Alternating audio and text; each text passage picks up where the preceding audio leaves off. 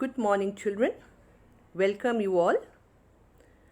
Well, to continue with the lesson Rip and Winkle, today we'll be dealing with the textual vocabulary building activities on page number 89 and 90, questions 1, 2, 3 and 4. Well, first let us move on to question 2 and question 3, and later we'll be completing question 1 and question 4. So question 2 is on, you see, we have already studied what are adjectives. Yes, they are describing words. Today we are going to learn some new types of adjectives. These are two-worded adjectives and they are also called compound adjectives. And here both the words are separated by a hyphen. In most of the compound adjectives, you'll be noting that most of the compound adjectives the words are separated by a hyphen. And these compound adjectives are very useful both in spoken English as well as in the written form. It increases the standard of your spoken English. Well, so what are compound adjectives? A compound adjective is formed when two or more adjectives are joined together to describe the same noun. In the compound adjective, the words are separated by a hyphen. We should note that combining an adverb and an adjective does not create a compound adjective. Example, it was a terribly hot day. Here the word terribly is an adverb and it is describing the degree of hotness of the day. That is, it is modifying the adjective hot. It is not directly telling us about the day. So here terribly is the adverb. Okay, and so this terribly hot, we should not mistake it as a compound adjective. So few examples of compound adjectives are: Harry is a part-time worker.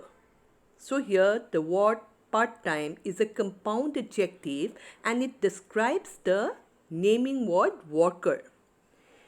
Beware of the green-eyed monster. Here the word green-eyed is a compound adjective and it is describing the naming word monster. He is a cold-blooded man. Cold-blooded is a compound adjective describing the naming word man. So these are few examples of compound adjective described pictorially. Smoke-filled. The meaning of it is full of smoke. I entered a smoke-filled room. So instead of saying I entered a room full of smoke, it would be better if you say I entered a smoke-filled room. It reduces the size of the sentence, it reduces the number of words, and it also sounds better than if you say I entered a room full of smoke. Next is snow-capped. The meaning of snow-capped is having snow on the top. So instead of saying I was really amazed to see the mountains covered with snow, instead of saying like that, if I say I was really excited to see the snow-capped mountains at North Sikkim. So that sounds better, isn't it? Next is water laden. The meaning of water laden is covered with water. A sentence, the lady walked through the water laden field.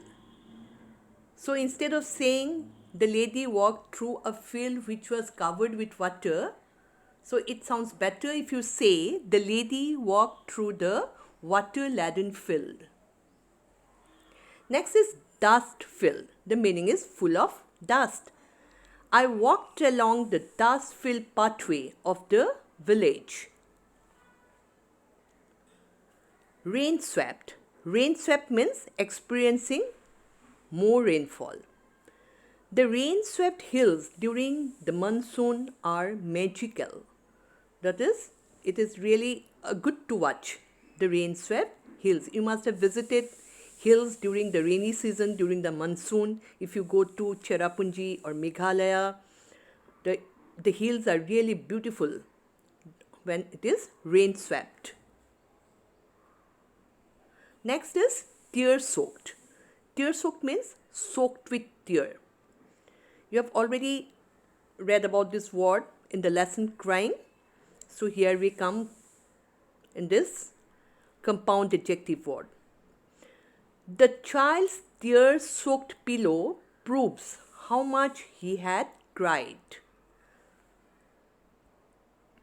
Next is the breathtaking. Breathtaking means astonishing or awe-inspiring. The breathtaking view. Here breathtaking is the compound adjective and it is describing the naming word view.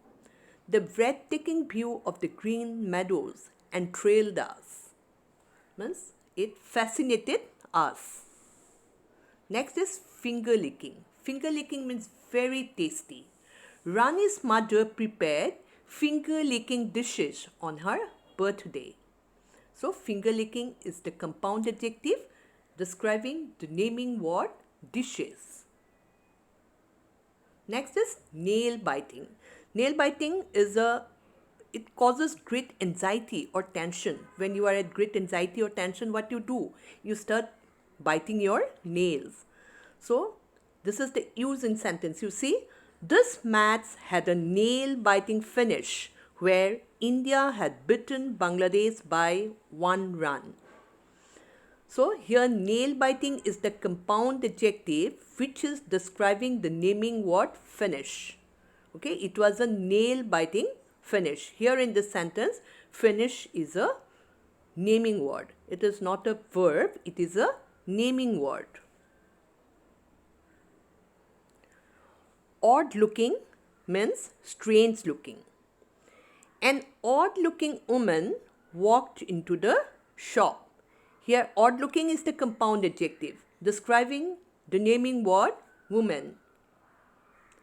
Next is high heeled. A shoe which is high towards the heel of the foot. The woman was wearing high-heeled shoes. High-heeled is the compound adjective. Describe the naming word shoes. Next is sweet-looking. A sweet-looking dog was with her. Here, sweet-looking is the compound adjective describing the naming word dog. Open-mouthed means with the mouth wide open, especially in surprise or excitement. It was an open-mouthed astonishment for the little girl watching the magic show.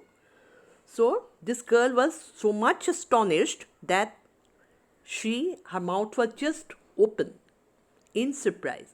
So here open-mouthed is the compound adjective describing the naming word astonishment. Next is well-dressed. Mrs. John is a well-dressed lady. So what type of lady she is? She is a well-dressed lady. So here well-dressed is the compound adjective describing the naming word lady. So this is all with the compound adjectives. You all must have understood it. So we'll be dealing with the textual part of the exercise later. And next we come to the silent letter words.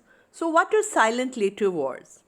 Silent letters are letters found in words that are not pronounced and cannot be matched to any specific sound made by a word.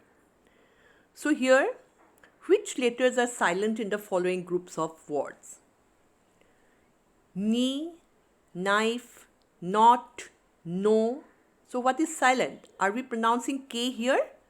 No, we are pronouncing the word from N. Every word is pronounced. We have started the pronunciation from N. So here the letter K is silent for each of these words. Next is neighbor, daughter, fight, straight. So what is silent here? Here the letter G, H are silent. We are just pronouncing N-E-I and B-O-U are neighbor. D-A-U and T-E-R. Fight, straight. Okay, so these are here GH is silent. Next is honest, honor, R, air. Here what is silent? H is silent. We are not pronouncing the word as honest, honor, har and hair. We are pronouncing them as honest, honor, R and air. Some more silent letter words. Words with Z silent, gnat, knurled, gnash. Gnat is an insect which looks like a mosquito, and knurled is which looks very old and fragile. Gnash is like when somebody grinds the teeth in anger, that is gnash. Next is the letters U, E are silent. Tongue, rog, fatigue. Tongue, all of you know, rog is a person who is a dishonest person without any principles, and fatigue is extreme tiredness. Next is L silent. Chalk, talk and walk. Here in all the three words, the letter L is silent. Next is words with T silent. Whistle, nasal, castle. So all of you know what is whistle, isn't it? Then what is nasal? Nasal is to settle somewhere comfortably. Okay? Suppose I say the baby nestled in the mother's shoulder. So that means she was resting comfortably. Next is castle. Castle is a palatial house. You have already learnt about castle. It is a palatial house. So this is all for today, children. Thank you for your patient listening. Thank you once again.